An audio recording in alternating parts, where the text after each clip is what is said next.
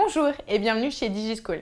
Je suis Vanessa Brossard, votre professeure d'histoire-géographie et aujourd'hui nous allons voir un chapitre de géographie sur le continent africain et on va voir qu'il existe 3 types de pays en Afrique.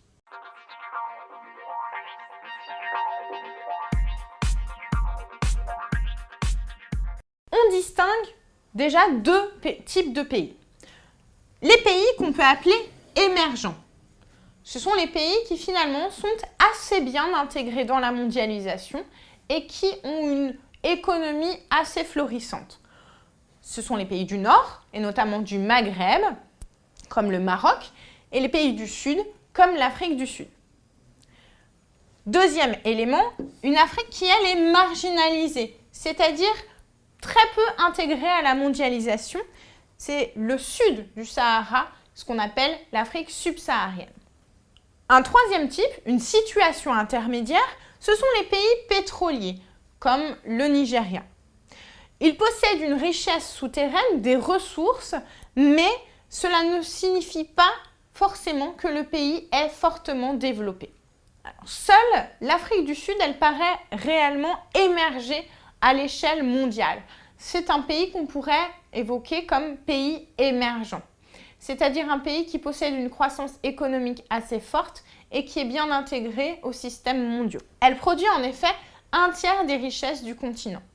L'Afrique subsaharienne est caractérisée par de nombreux PMA, les pays les moins avancés. C'est-à-dire que ce sont des pays qui sont très peu intégrés à la mondialisation et qui sont peu développés.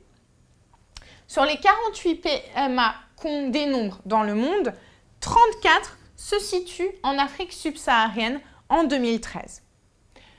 50% de la population vit dans ces espaces avec moins de 2 $ par jour. L'Afrique subsaharienne est marquée par plusieurs éléments. Premier élément, une transition démographique qui a à peine débuté. Alors pour savoir ce qu'est une transition démographique, la transition démographique, c'est la baisse de la natalité et de la mortalité. Cette baisse, elle est progressive. Elle est due notamment à de meilleures conditions de vie et de meilleures conditions d'hygiène. Et normalement, ces taux sont assez bas. Or, en Afrique subsaharienne, les taux sont très hauts.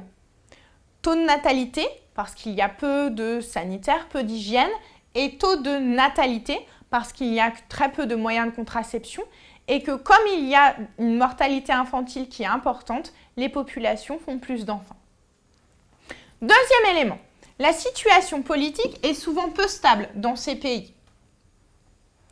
Troisième élément, ce sont des pays qui sont peu industrialisés. Restent souvent assez ruraux. L'économie est en effet fondée sur ce qu'on appelle la rente agricole, c'est-à-dire que les populations vont produire un certain nombre de produits agricoles, que cette production soit vivrière, c'est-à-dire pour leurs propres besoins, ou pour la vente. La rente peut être également minière, donc des ressources naturelles ou pétrolières.